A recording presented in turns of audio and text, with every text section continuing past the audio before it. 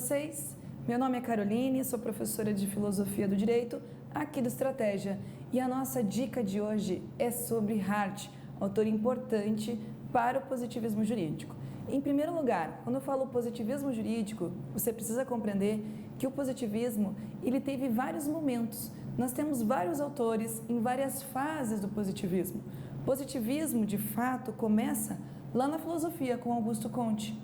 Ele compreendia que havia uma evolução no pensamento. Saiu-se do pensamento teológico para o pensamento metafísico e do pensamento metafísico para o pensamento positivo. Isso quer dizer que a experiência, a constatação da realidade estava acima daquele pensamento abstrato próprio da metafísica. No direito, o positivismo, ele dá os seus primeiros passos com a escola da exegese, que depois do Código Civil de Napoleão, a interpretação desse Código Civil trouxe diversas conclusões. E esses intérpretes se pautavam na letra da lei e não nas convicções pessoais do julgador. O positivismo continua com vários autores e vários pensamentos. Eu tenho certeza que você lembra de Kelsen, autor importante que traz a ideia do positivismo normativista. Mas eu não vou falar desse pessoal não. Hoje a dica é sobre o Hart. Hart é considerado um autor do positivismo brando, porque ele traz novos elementos para analisar o positivismo. Um dos elementos que ele acaba trazendo para o seu conceito de norma de reconhecimento é uma aproximação com a moral. E é sobre isso que nós vamos falar, sobre conceitos importantes para o Hart. E eu quero que você saia dessa dica sabendo do conceito de regra de reconhecimento e do conceito de textura aberta do direito. Por quê? Porque esses dois temas já foram questões de exame de ordem, ok? Então vamos aqui para o nosso slide para a gente começar a nossa dica. Vejam lá, pessoal, como eu disse para vocês, o positivismo, ele não é uma coisa só. O positivismo, ele vai sofrer gradações e vai depender dos autores. No caso, o Hart, para a gente, ele é um autor considerado com positivismo brando, soft. Por quê? Porque ele vai analisar o direito e vai comparar com dois conceitos, o conceito de moral e o conceito de coerção. Pessoal, aqui comigo, no conceito de coerção, o Hart tenta analisar o que as normas do direito, as regras jurídicas, estão próximas dos atos de coerção. Por exemplo, um assaltante pega e coloca uma arma na cabeça da vítima. Não existem normas jurídicas que obrigam as pessoas a determinados comportamentos e caso elas não cumpram, elas terão uma sanção?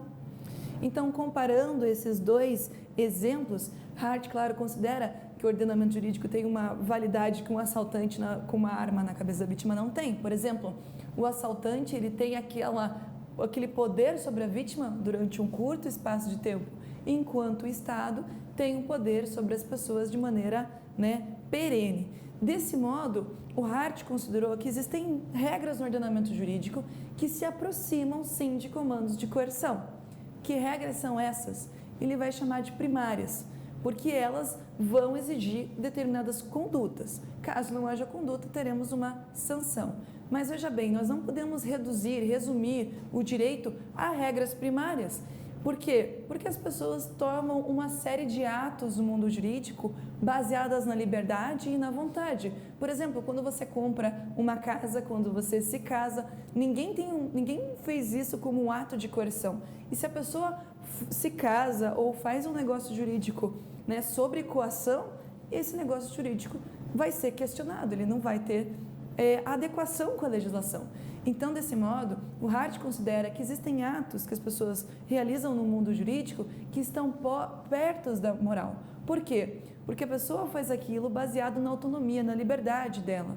Então, ele vai compreender que existem regras secundárias e essas regras secundárias se aproximam da ideia de moral. Mas então, o direito vai ser regra primária ou regra secundária? E o pensamento do Hart é que o direito vai ser uma junção de regras primárias e de regras secundárias. Então, nós teremos essas duas espécies de regras integrando o direito. E onde é que entra essa ideia de regra de reconhecimento que a professora comentou no começo da aula? Pessoal, lembra que o Kelsen tem um pensamento do da norma hipotética fundamental que estaria acima do sistema jurídico e que daria validade para ele? Pois bem, para o Hart é a norma de reconhecimento. Essa norma de reconhecimento faz com que as pessoas compreendam, aceitem as regras jurídicas e isso vem de uma aceitação social. Então, desse modo, o Hart vai colocar a regra de reconhecimento como a regra mais importante. A regra de reconhecimento tem sua natureza como regra secundária, porque a regra secundária é capaz de criar as relações jurídicas e está baseado em outros pressupostos e não como nós vimos ali com a regra primária. Desse modo, nós temos então a regra de reconhecimento como um conceito importante que dá validade e fundamentação para o ordenamento jurídico, de acordo com o pensamento do Hart. Gente, temos também um outro tema, a textura aberta do direito. O Hart compreende que as regras jurídicas, as nossas leis, elas têm uma linguagem às vezes que não é precisa. E desse modo, ele até usa no livro dele a ideia de que seria ideal um paraíso dos conceitos congelados. Isso quer dizer o quê? Que as regras sofrem variações linguísticas, elas têm uma certa indeterminação semântica e desse modo é necessário fixar o seu sentido e o seu alcance. Quando eu falo textura aberta, pense em algo que se molda, algo que é fácil de você lidar. Mas isso é complicado na hora que você vai administrar a justiça. Então, o Hart também tem ali algumas ideias para lidar com a textura aberta do direito.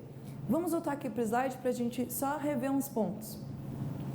Como eu disse para vocês, o Hart vai ter a ideia de regras primárias que se ligam ao conceito de coerção e as regras secundárias que se ligam à ideia de normas que estão ligadas com a moral. Desse modo, nós temos a regra de reconhecimento, conceito importante para o Hart, e a textura aberta do direito. Seguindo então, olha lá, gente, para resumir, regras primárias. Nelas não precisamos fazer ou abster de fazer algo. Caso a gente descumpra isso, teremos uma sanção. O seu caráter é coercitivo. E um exemplo de regras primárias, aí nós podemos pensar no Código Penal. Regras secundárias, elas criam, fazem, dizem coisas, criam novas regras, extinguem ou modificam regras antigas, fiscalizam e decidem os limites das regras. O seu caráter é facultativo. Nós podemos pensar em regras secundárias tanto no direito público como no direito privado, quando pensamos na competência, no processo legislativo ou realmente na possibilidade das pessoas fazerem contratos.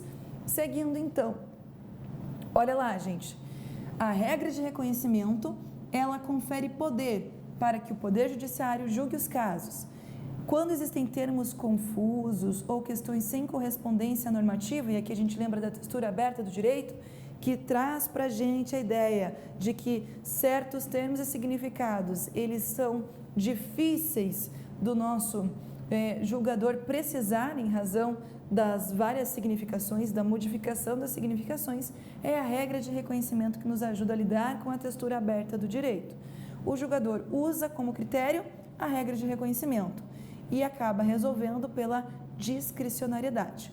A regra de reconhecimento confere o poder para que o Poder Judiciário analise os casos e ela serve como critério de validade quando o julgador precisa enfrentar questões ali, termos confusos e a ausência de correspondência normativa. Pessoal, esses são alguns pontos do pensamento do Hart, que é muito mais complexo, mas agora você já sabe um pouco mais sobre esse autor. Ele já caiu 2 vezes no nosso exame e é um pensamento muito interessante que traz novos desdobramentos para o positivismo jurídico, ok? Agradeço a sua atenção e nos vemos em um próximo momento.